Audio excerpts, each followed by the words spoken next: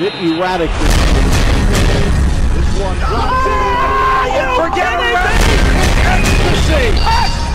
Siul, prediksi dan ulasan sepak bola. Orgasmic proportions. FM 91,2 Radio Kota Batik News Interaktif Solo Tim. Assalamualaikum warahmatullahi wabarakatuh. Selamat sore kawan dimanapun Anda berada, pecinta olahraga sepak bola khususnya. Untuk mulai sore hari ini setiap Sabtu kita ada di program Siul, prediksi dan ulasan Euro 2020. Bersama dengan saya Ozi dan juga untuk sore hari ini masih ditemani juga bersama dengan salah satu pemerhati sepak bola asal Kota Pekalongan, ada Bung Dirham. Selamat sore Bung Dirham, apa kabar? Ya, selamat sore Ozi. Alhamdulillah kabar baik. Ya. Kabar baik. Setelah ditunggu lama selama 1 tahun untuk gelaran Euro 2020 akhirnya tadi malam atau dini hari tadi sudah dibuka dengan laga pembuka dari Turki versus Italia yang menghasilkan skor telak 3-0 untuk kemenangan Italia, Bung Dirham. Baik, sebelum kita membahas itu dan kita terlebih dahulu seperti yang kita ketahui bahwa Euro 2020 harusnya digelar tahun kemarin, tapi karena adanya pandemik sehingga harus diundur selama 1 tahun hingga baru bisa digelar tahun 2021 ini. Nah, menurut Bung Dirham sendiri sebenarnya apakah ini bisa menjadi keuntungan tersendiri bagi masing-masing timnas? Artinya memberikan waktu yang lebih panjang mereka untuk berlatih lagi lebih matang, atau justru malah menjadi bumerang? Artinya mereka yang sudah meracik tim sedemikian rupa harus dirubah lagi seperti itu. Bagaimana tanggapan Bung? Iya, ini kalau terus terang kalau mundur pasti akan banyak kerugian ya, terutama dari sisi finansial, pendapatan maupun jaraknya kan mepet ya antara selepas liga selesai kemudian mereka langsung harus recovery cepat para pemainnya, kemudian segera bergabung dengan tim nasionalnya. Dan kita melihat bahwa dari sisi bisnis memang sepak bola tanpa penonton ataupun jumlah penonton yang berkurang dibanding sebelumnya itu menjadi sesuatu yang ya berbeda sekali, dan ini boleh dikata belum bisa banyak menguntungkan dari klub-klub Eropa sebesar Real Madrid, bahkan Inter Milan harus terpuruk ketika dia tiba-tiba tidak bisa menyelesaikan salary dari para pelatih dan pemain-pemain bintangnya ketika mereka sudah menjadi juara. Nah, ini menjadi tantangan baru dan sekaligus menjadi hal yang mau tidak mau harus kita hadapi dalam beberapa tahun ke depan ini. Ya, mudah-mudahan kita berharap pandemi cepat selesai, tapi kalau masih seperti ini agak repot juga. Sepak bola tanpa penonton seperti sayur tanpa garam gitu ya. Dan itu terasa sekali, bahkan euforia di stadion itu berkurang seperti di Olimpico tadi malam. Itu Itali walaupun sebagai tuan rumah, tapi kita lihat ada yang kurang greget gitu loh. Dia tidak bisa maksimal dia ya karena banyak faktor sih, mungkin walaupun Italia trennya cukup positif untuk Piala Eropa, tapi semalam saya bisa melihat bahwa Italia tampil berbeda ya. Dia harus menyesuaikan dengan kondisi pandemi. Nah, ini yang menjadi tantangan semuanya. Bahkan beberapa pemain bintang itu tidak bisa tampil karena dia ternyata positif. Dia harus isolasi mandiri sehingga tidak ikut disertakan oleh pelatih. Iya, itu menjadi bumbu-bumbu Piala Eropa tahun 2020 yang digelar tahun 2021. Ini yang menurut saya sebagai penikmat sepak bola, Piala Eropa dari tahun ke tahun bahkan Piala Dunia itu sangat berbeda. Kita bisa lihat Piala Dunia di Rusia tahun 2 tahun yang lalu, tapi euforianya sangat luar biasa. Tapi masih meriah ya? Iya, sangat meriah. Ada penonton, tapi ketika sekarang Piala Eropa tanpa penonton bisa, ya ada penonton tapi dibatasi. Itu sangat berkurang sekali, dan ini menjadikan akhirnya penyelenggara Piala Eropa itu banyak negara kan, karena berbagai faktor. Ya, Salah satunya mungkin sebagai penyelenggara Piala Dunia di Rusia itu meraih keuntungannya luar biasa. Tapi nanti Rusia walaupun menjadi salah satu Tuan rumah. tuan rumah itu keuntungannya pasti akan Berbeda ya. Berbeda. Ya, mungkin hanya beberapa laga saja yang digelar di Rusia, Iya. begitu ya. Dan mengingat untuk di Piala Eropa kali ini, bisa dibilang Piala Eropa ini adalah event terakbar ya sepak bola terbesar antar negara terakbar di dunia. Mungkin hanya kalah dari Piala Dunia Bung Dirham di kelasnya. Dan kita lihat di ulang tahun yang ke-60 kalinya untuk Piala Eropa 2020 ini digelar di 11 kota di 11 negara. Dan ide ini pertama kali muncul dari Presiden UEFA kala itu, Michael Platini kalau nggak salah seperti itu ya. Nah, apakah ini seperti yang tadi Bung Dirham katakan bahwa mungkin meraih keuntungannya agak berbeda dengan mungkin hanya digelar satu ataupun juga dua negara, atau mungkin justru ini menjadi keuntungan tersendiri dari masing-masing tim. Artinya mereka nggak perlu menjelajah ke jauh-jauh ke negara lain. Mungkin misalkan semalam Italia itu digelar di tanah sendiri. Apakah ini bisa menjadi keuntungan seperti itu, Bung Dirham? Menurut Bung Dirham, apakah mungkin justru menjadi sekali lagi merugikan dalam arti dari finansialnya seperti itu, Bung? Ya, kalau finansial jelas pasti tidak seperti ketika ada penonton boleh lebih banyak di stadion ya. Yeah. Ini tantangan baru di mana kita harus berkreatif, terutama di dalam industri pertelevisian, di mana semua akan tertuju kepada televisi. Nah, selama ini di dalam berbagai klub pendapatan di salary dari televisi yang menyiarkan langsung pertandingan mereka ini belum begitu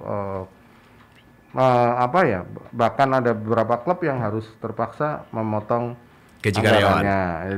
Jadi ini agak sulit untuk misalnya menarik sponsor ya, walaupun mungkin dari siaran TV mungkin bisa menjadi satu fokus tujuan orang lebih di rumah daripada kumpul di kafe nonton bareng gitu. Jadi ini akan banyak mengurangi banyak pendapatan lah. Ya, apalagi tentu para kafe-kafe yang menyelenggarakan nobar-nobar itu pasti hanya sedikit saja, dan kalaupun ada itu mereka tidak boleh banyak orang. Nah, ini kan yang belum terbiasa di kita, kecuali mungkin kalau kita sudah 5 tahun ataupun 10 tahun kita lama ya. Sehingga salary-nya sudah bisa dihitung. Nah, ini kita masih bingung bolak-balik kalkulator kita untuk menghitung keuntungan dari penyelenggaraan sebuah event sepak bola. Ya. Baik, dan di event terbesar dunia kali ini di Piala Eropa ada 24 tim yang dibagi menjadi 6 grup. Jadi masing-masing grupnya ada 4 timnas dan nanti akan masuk ke 16 besar. Artinya peringkat 1, 2 di masing-masing grup nanti akan masuk ke babak 16 besar ditambah dengan 4 tim dari 3 terbaik, begitu Bung Dirham ya. Dan ini mulai ada seperti ini sejak ini Piala Eropa 2016 kemarin yang digelar di Prancis. Nah, dari ke-6 grup ini Bung Dirham, di mana banyak juga kita ketahui ada salah satu yang menjadi grup neraka istilahnya seperti itu ya, di grup F. Apakah ini juga nantinya akan berpengaruh juga dalam arti kepada penonton ataupun juga ke pertandingannya sendiri daripada mungkin dibanding dengan grup-grup yang lainnya yang bisa kita lihat mana tim-tim yang besar yang sudah jelas pasti bakalan lolos seperti itu Bung Dirham? Ya, kalau kita lihat grup F ya, Portugal datang sebagai juara bertahan. Ya. Kemudian ada Jerman di situ, ada Prancis sebagai juara dunia. Nah, kita bisa melihat bahwa misalnya Portugal di pot 1, itu Jerman tidak berarti di pot 2 atau Prancis di pot 2, Jerman di pot 3. Artinya Jerman sepertinya mengalami banyak penurunan, apalagi mereka di Piala Dunia tahun sebelumnya bisa disingkirkan oleh Korea. Betul. Nah, itu sekarang Joachim Löw ini berupaya untuk membuat sebuah tim baru yang sangat berbeda dengan 4 tahun yang lalu, yang masih dulu masih mengandalkan beberapa pemain lama, tapi sekarang dengan pemain-pemain baru, ada pemain Bayern Munchen, ada Ya. em, Mungkin lebih ke yang muda-muda begitu ya Bang? pemain-pemain muda yang lebih prospektif lah. Ya. Ya, seperti ada beberapa pemain Chelsea yang akan dipasang sebagai starter. Mereka yang bermain di Liga Inggris juga ada Gundogan dan lain-lain.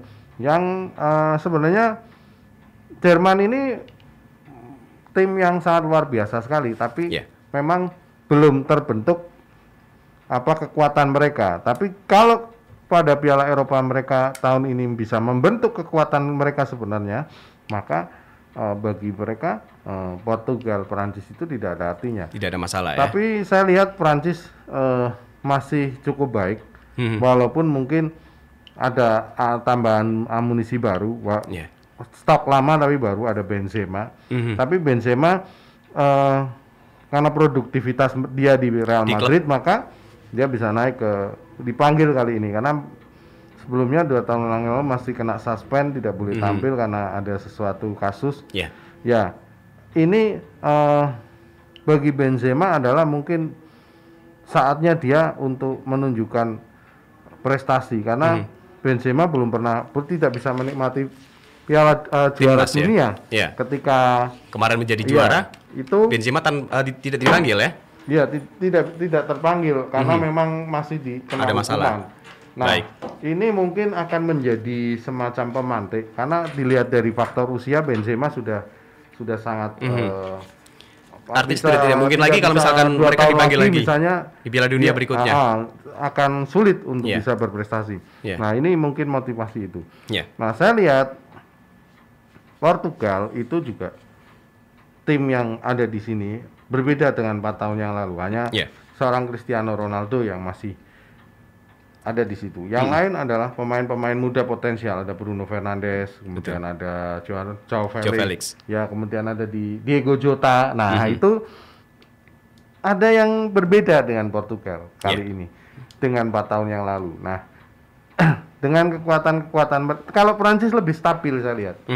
Walaupun mungkin ada sedikit perubahan di tengah, kemudian di depan, tapi dia lebih stabil. Sebagai tim favorit dia lebih stabil. Baik penampilan uji coba maupun di Prancis sangat sulit untuk dikalahkan. Dan mereka masih dihuni walaupun sebagian besar oleh pemain 2 tahun yang lalu ketika mereka menjuara dunia. Tapi Prancis kekompakan tim, kemudian performa dari Kylian Mbappe, kemudian ada Dembele, kemudian ada N'Golo Kante yang di Barcelona siapa? Dembele? Bukan, yang satunya ujung Amtiti. Bukan, yang pemain ujung tombak. Oh, ini siapa namanya? Griezmann. Nah, mereka masih menjadi sosok-sosok yang diandalkan. Dan produktivitas mereka tidak diragukan. Nah, kalau dengan Oliver Giroud sendiri bagaimana Bung Dirham? Sementara kalau kita Giroud tahu usianya sudah. Tapi Giroud striker yang cukup mematikan. Artinya dia bisa mengambil satu celah. Pemain yang cerdas sekali menurut saya. Dia bisa mengambil satu celah walaupun sedikit, tapi bisa menjadikan sebuah peluang yang bisa mematikan ataupun bisa menghasilkan gol. Nah, Prancis itu dengan pelatih yang sama, kemudian Jerman juga dengan Portugal dengan pelatih yang sama, cuman hanya dengan skuad yang berbeda. Itu saya lihat Jerman lebih punya peluang karena dia adalah pemain-pemain muda yang luar biasa. Hanya saja, akankah mereka yang begitu, terutama pemain yang bermain di Inggris, itu biasanya terforsir ya, yang mengalami kelelahan. Dan Italia kelihatan sekali tadi malam, permainan Italia tidak bisa ngotot seperti biasanya, ataupun kayak Catenaccio-nya keluar, tapi dia lebih agak sedikit menurun mungkin ya. Dia lebih sedikit menunggu kemudian dia harus mencoba membuka celah-celah. Betul. Nah, baru kemudian untung masih punya striker yang tajam, tapi kita kedepannya mungkin menghadapi yang lain, misalnya Wales atau Swiss, itu akan lebih menyulitkan pasti dibandingkan dengan yang menghadapi Turki pada dini hari tadi.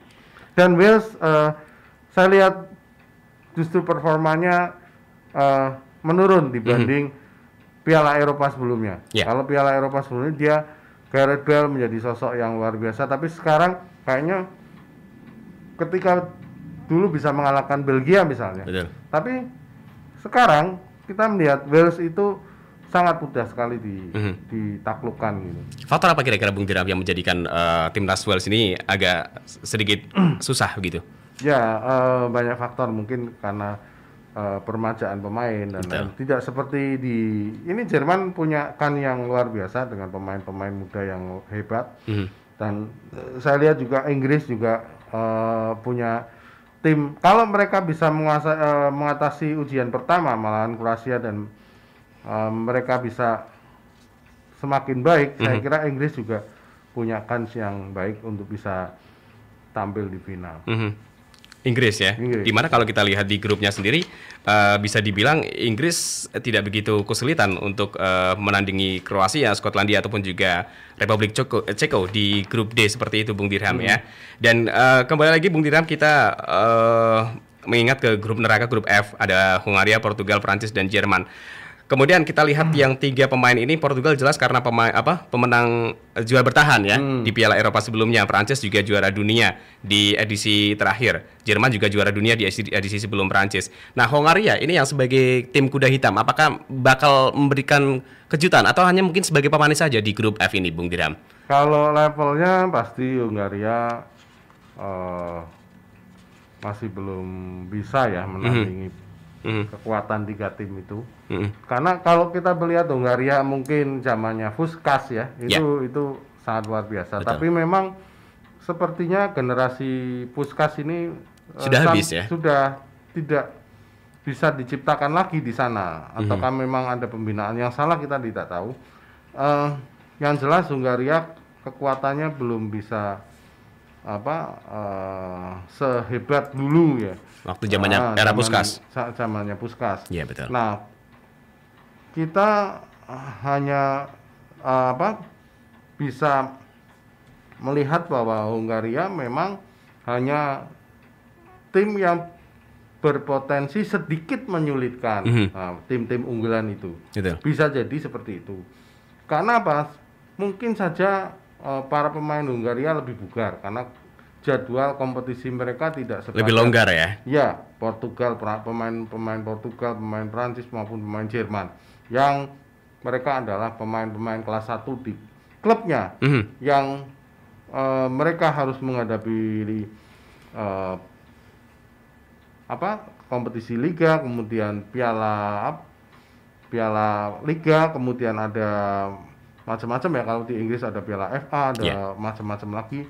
Nah, itu yang membuat saya lihat bisa menguras dan membuat recovery mereka gagal untuk bisa tampil baik pada Piala Eropa ini. Baik. Nah, kalau Hungaria bisa pada pertandingan awal nanti, misalnya dia bisa mengalahkan Portugal. Bisa mengalahkan Portugal, itu ini akan semakin menarik.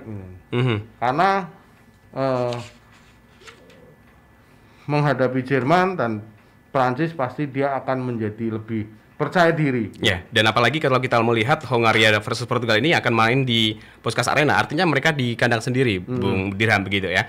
Baik, tahan dulu sebentar Bung Dirham, dan kita masih banyak untuk mengupas di episode pertama kali ini untuk Euro 2020, termasuk juga nanti kita akan mencoba menghubungi salah satu narasumber kita untuk sore hari ini. Silakan untuk kawan-kawan yang ada di rumah boleh bergabung melalui saluran telepon kami melalui 424474 ataupun juga SMS dan WA di 0855 42912. Pastikan masih bersama kami di Radio Kota Batik, masih di program Siol, prediksi dan ulasan Euro 2020.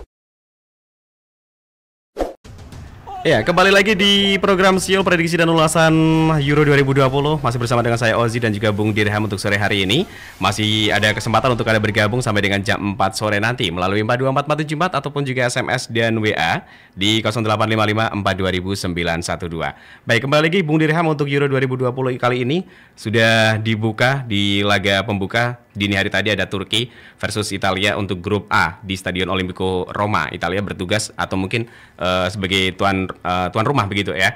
Dan untuk malam hari nanti jadwalnya masih di grup A ada Wales versus Swiss. Ini akan berlangsung di Olympic Stadium Baku jam 8. Kemudian Denmark versus Finlandia dari grup B-nya di Parken Stadium Copenhagen jam 11. Dan dini hari nanti ada Belgia versus Rusia, Krevstovsky Stadium, Saint Petersburg di kandang Rusia jam 2 dini hari. Baik, mungkin yang ingin saya tanyakan adalah untuk Belgia versus Rusia dulu Bung Dirham untuk grup B-nya. Kita tahu bahwa Belgia posisi peringkat di FIFA masih bertahan di posisi yang pertama, Bung Dirham ya. Yeah. Dan melihat lawannya juga Rusia, artinya sudah beberapa kali Belgia selalu menang menghadapi Rusia, termasuk juga di babak kualifikasi, 2 babak kualifikasi yang terdahulu di kandang Rusia sendiri, bahkan skornya cukup besar yaitu 4-1 kalau tidak salah. Ini terjadi tahun 2019 bulan November di Krevstovsky Stadium. Nah, kalau menurut Bung Tiram sendiri, apakah untuk laga dini hari nanti antara Belgia versus Rusia ini akan dengan mudah Eden Hazard mengalahkan mereka seperti itu, Bung Tiram? Iya. Kalau saya melihat gini, Belgia mungkin 4 tahun yang lalu atau 2 tahun yang lalu adalah tim yang sangat luar biasa dan bahkan mereka bisa hampir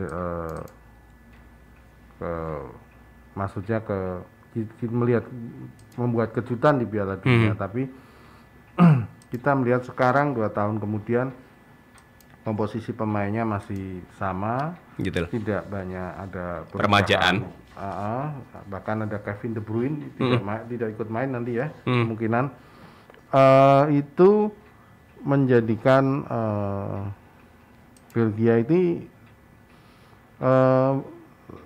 secara strategi ini dan melihat komposisi pemainnya masih bisa ditangani ya, ataupun di pressing. Karena Rusia, justru saya lihat Rusia nanti sebagai tuan rumah tentu akan dia akan tampil lebih beda. Pasti dia akan lebih ngotot dan memang kita bisa lihat Rusia sangat luar biasa. Dan mungkin keuntungannya mereka akan didukung oleh supporter meskipun tidak begitu tidak full ya. Mereka suhu di Saint Petersburg ini kan cukup dingin ya. Mungkin ini butuh adaptasi yang kuat, adaptasi yang cukup lama. Kalau ya walaupun para pemain Belgia adalah pemain-pemain profesional yang biasa di biasa di daerah dingin, tapi tentu ada tantangan tersendiri main di Saint Petersburg. Saya masih ingat beberapa klub di Eropa dulu kalau tandang ke Saint Petersburg pasti sedikit mengalami banyak kesulitan menghadapi tim-tim klub-klub dari Rusia. Nah, ini satu maksudnya kondisi alam yang keuntungan buat Rusia. Namun di sisi lain bahwa di samping Belgia yang sudah banyak pemainnya yang uzur, saya lihat Rusia bisa tampil mengejutkan, bahkan dia bisa seperti Piala Dunia di Swedia beberapa waktu lalu, itu Piala Eropa di Swedia, Rusia bisa masuk ke semifinal ya, hampir saja masuk final kalau tidak dikalahkan oleh Spanyol waktu itu. Nah ini ada momentum, apakah penyelenggaraan Piala Eropa ini tahun ini bisa membuat tim Rusia bisa bangkit untuk kembali menjadi macan di Eropa, ataukah nanti justru dia tidak bisa selalu mengalami kesulitan meskipun itu main di kandang sendiri.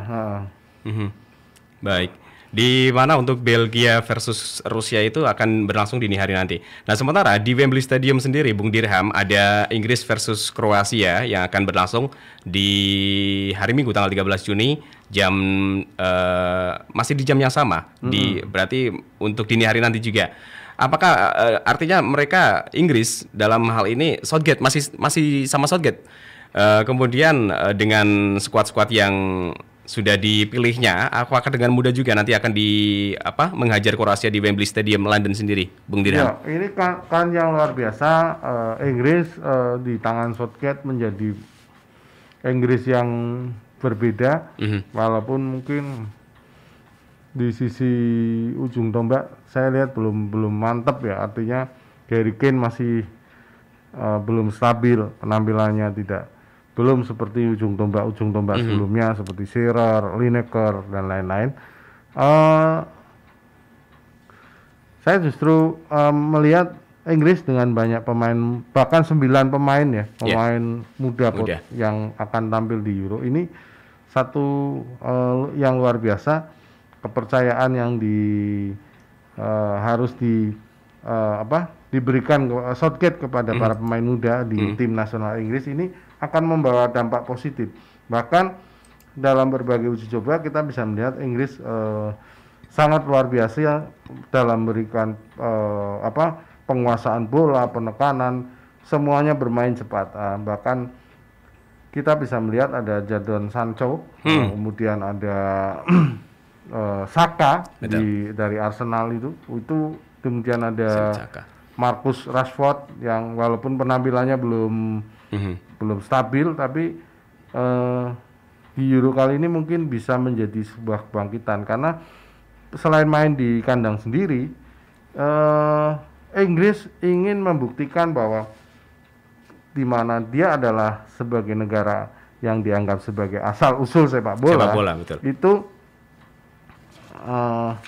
masih terus berusaha untuk karena ngotot dia seperti belum pernah jadi juara Eropa, Inggris belum pernah juara Eropa, sehingga ini momentum untuk dia untuk membuktikan diri ya. Membuktikan diri bahwa Inggris adalah tim kuat, bukan hanya sekedar macan kertas.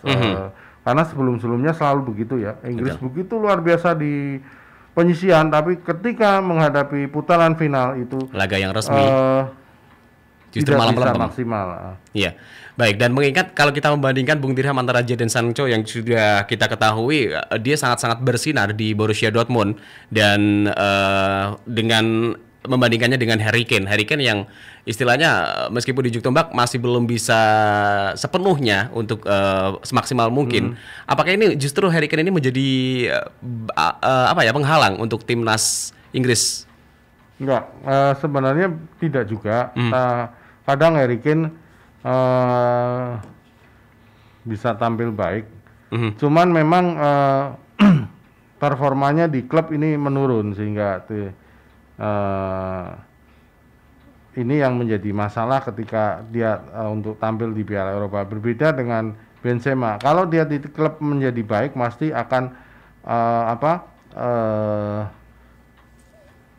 dia rasa percaya diri kemudian lebih tinggi ya, lebih baik untuk bisa tampil beda. Betul. Baik, dan masih ada juga pertandingan-pertandingan yang lain yang nanti kita akan bahas Bung Dirham untuk sore kali ini, dan kita akan jeda sejenak untuk bisa mengikuti beberapa yang akan lewat berikut ini. Jadi pastikan Anda masih bersama kami di Siul Prediksi dan Ulasan Euro 2020.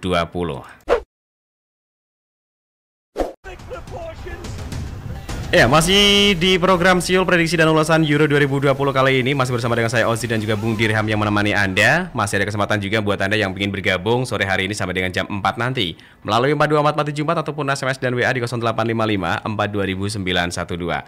Dan nampaknya sudah ada yang bergabung Bung Dirham untuk sore hari ini dari Pak Sudibyo di Ambu Kembang Kedunguni.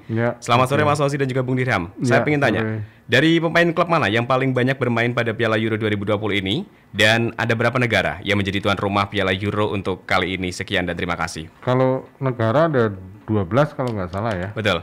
Awalnya 12.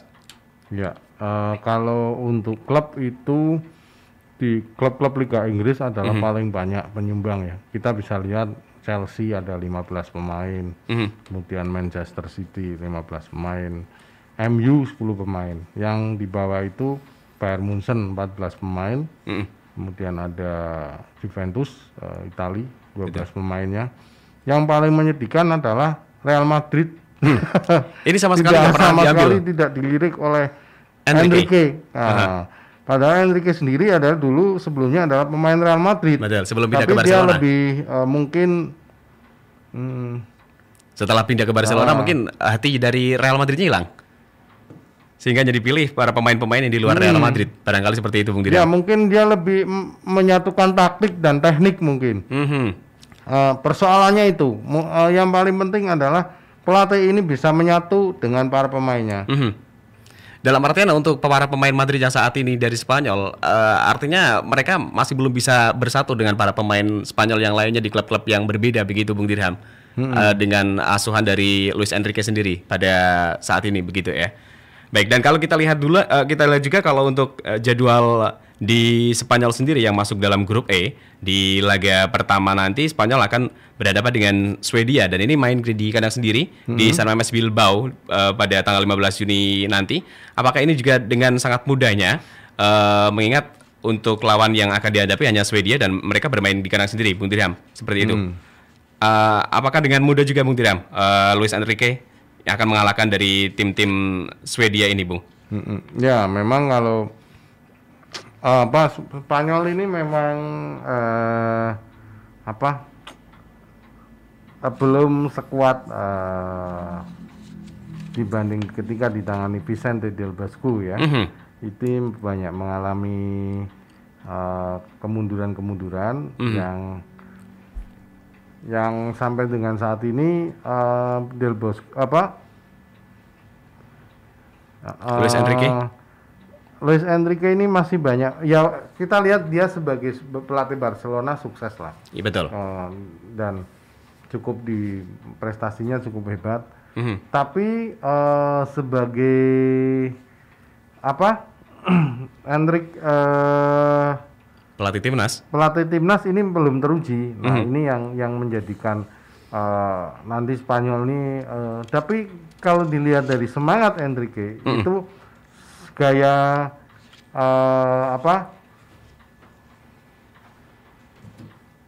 gaya mainnya ingin seperti ketika dia menangani Barcelona. Nah, pemain-pemain yang sesuai dengan ritme yang dia inginkan itu yang dia panggil. Kenapa Real Madrid? Real Madrid mungkin metode pelatihannya itu mungkin berbeda. Nah, itu yang menjadikan Enrique lebih sreg ya untuk memilih pemain-pemain dari klub Barcelona dibandingkan dengan pemain-pemain Real Madrid misalnya. Walaupun Real Madrid sebenarnya ada beberapa pemain hebat ya, ada Isco dan lain-lain, tapi kali ini tidak dilirik karena Real Madrid juga tahun ini prestasinya juga boleh dikata tidak begitu sebaik tahun yang lalu ketika mereka bisa juara Liga, tapi kemarin begitu gagal di Liga terus gagal di Piala Eropa, itu Madrid menjadi agak menjadi pemain-pemainnya tidak dilirik ya. Bisa dibilang terasingkan seperti itu Bung Dirham ya. Baik. Dan nampaknya sudah ada yang bergabung untuk sore hari ini Bung Dirham. Ada salah satu pemerhati sepak bola juga di Kota Pekalongan, termasuk juga fans beratnya Arsenal kalau tidak salah. Selamat sore Bung Imat. Selamat sore Mas Ozi. Iya, gimana kabar untuk sore hari ini, sehat ya? Ya sebenarnya masih kurang sehat sih, tapi demi RKP ya tentu tetap bisa lah. Baik. Apa ini gara-gara semalam sempat begadang? Semalam nonton cuma sampai babak pertama. Jadi 3 gol Italia itu aku lewat itu. Wah. Karena memang 3 golnya itu sama-sama di babak kedua semuanya Bung Imat ya. Ya, gimana? Untuk 3 gol yang diciptakan sama Italia ini semuanya tercipta di babak kedua semuanya. Iya, tapi paginya nonton highlight. Baik, seperti itu. Baik, Bung Dirham, Bung Imat, untuk Euro 2020 kali ini, dan kita tahu bahwa sebenarnya sudah seharusnya digelar di tahun 2020 lalu ya. Nah, kira-kira dari ke-6 grup ini Bung Dirham, Bung Imat maksud kami, kira-kira mana ini yang bisa mendatangkan banyak animo pecinta sepak bola termasuk juga Bung Imat sendiri? Banyak tim-tim besar yang bermain ya, terutama yang punya tradisi juara tentu saja. Ada Italia salah satunya yang tadi malam sudah kita lihat pertandingannya, kemudian Spanyol, Inggris, Prancis, Jerman, dan tentu saja salah satu tim favorit saya Belanda. Oke. Meskipun mungkin Belanda untuk tahun ini performanya kita belum tahu ya, kita belum melihat ya. Betul. Tapi yang jelas beberapa tahun ini Belanda memang agak kurang secara tim, baik kualitas pemain maupun pelatihnya. Itu artinya untuk Bung Imad sendiri siap ini nih, siap kecewa karena Belanda kayaknya agak susah juga untuk masuk ke babak berikutnya begitu Bung Imad. Kalau bisa juara itu sungguh suatu hal yang sangat luar biasa, tapi kalaupun bisa masuk ke perempat final atau semifinal saya rasa sudah cukup baik lah. Baik. Targetnya tidak perlu muluk-muluk begitu ya. Nah, di 6 grup ini Bung Imad, kita bisa lihat bahwa grup F ini grup-grup neraka seperti itu ya. Nah, kira-kira kemungkinan yang bakalan lolos dengan mudah siapa antara Portugal, Prancis dan Jerman Bung Imad? Agak susah juga memprediksi ya, karena dua finalis ini dalam satu grup ya, ada Portugal dan Prancis, finalis 2016, kebetulan juara bertahannya itu Portugal, dan Betul. Jerman juga punya tradisi kuat sebagai juara, beberapa kali juara Euro. Tiga tim ini punya kans yang sama, tapi tentu saja kalau lihat materi pemain, Prancis dan Portugal lebih oke. Oke, Prancis dan Portugal. Iya. Secara materi pemain begitu ya. Ya. Baik, kalau untuk liga yang akan berlangsung malam nanti antara Wales versus Swiss, kemudian juga di grup B-nya ada Denmark versus Finlandia, Belgia versus Rusia, dan grup D-nya juga dini hari nanti ada Inggris versus Kroasia. Kira-kira untuk Bung Imad sendiri, mana nih yang bakal saya tonton nih seperti itu? Saya ingin menunggu Inggris ya sebetulnya. Inggris ini juga agak sedikit diragukan materi pemainnya, karena kita tahu tim nasional Inggris itu tidak pernah baik ya secara kualitas ya, karena walaupun liganya itu terbaik di dunia, tapi rata-rata pemain yang main di timnas itu bukan pemain-pemain utama di klub masing-masing, karena klubnya itu banyak dihuni oleh pemain-pemain asing. Jadi prestasi Inggris misalnya masuk semifinal Piala Dunia kemarin itu sesuatu yang luar biasa. Nah, kita ingin nonton Inggris bagaimana performanya di Euro. Saya penasaran dengan Inggris sih. Kalau dengan tim-tim yang lain yang nanti malam main sih, tim yang saya bilang kelasnya ya biasa-biasa saja. Kalaupun nanti tampil mengejutkan ya itu biasa, tradisi Euro itu selalu ada tim-tim yang mengejutkan. Misal Wales di Euro yang lalu, atau pernah terjadi mungkin ketika Denmark juara Euro 92 dulu itu kan. Betul. Itu tim-tim kejutan, tapi itu pun kan jarang terjadi juga. Nah, kira-kira untuk Euro 2020 kali ini apakah ada tim istilahnya kuda hitam yang bakal memberikan kejutan menurut Bung Imad? Agak susah ya, karena sekarang itu tim-tim besar juga performanya lagi bagus-bagusnya. Cuman memang biasanya kita mulai bisa memprediksi itu sekitar perempat final, ketika ada 8 tim yang sudah ada di situ, dan itu faktor luck juga sangat berpengaruh. Jadi kadang-kadang materi pemain ataupun kekuatan tim itu kalah juga dengan nasib ya. Misalnya main bagus selama 90 menit tapi tidak mencetak gol, kemudian adu penalti kalah, itu kan juga sering terjadi seperti itu. Baik, terima kasih sekali lagi Bung Imad sudah bergabung untuk sore hari ini, dan selamat melanjutkan aktivitasnya. Selamat sore. Siap. Salam olahraga. Buat Bang Rizal. Baik, iya. Oke, itu tadi ya dari Bung Imad, salah satu pemerhati sepak bola juga dan fans beratnya Arsenal, Bung Dirham ya. Iya. Baik. Nah, yang terakhir Bung Dirham, sebelum kita closing untuk acara hari ini, mungkin ada yang ingin disampaikan lagi untuk gelaran Euro 2020 kali ini. Euro kali ini adalah Euro yang kita harus beradaptasi. Kita tidak bisa lagi menikmati nobar dengan banyak kerumunan, tapi kita tetap harus jaga kesehatan. Betul. Supaya kita tetap bisa melihat pertandingan ini sampai final. Bahkan kita bisa berharap ada juara baru. Nah, yang paling penting di masa pandemi ini kita tetap harus menjaga prokes,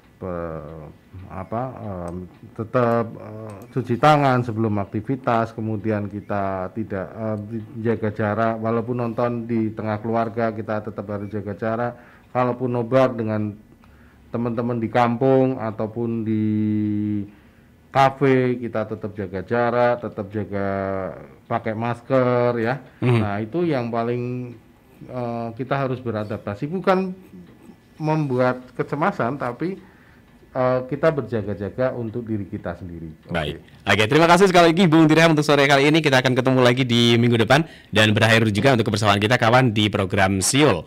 Prediksi dan ulasan Euro 2020, insya Allah ketemu lagi di minggu depan. Selamat sore. Assalamualaikum warahmatullahi wabarakatuh. Salam olahraga.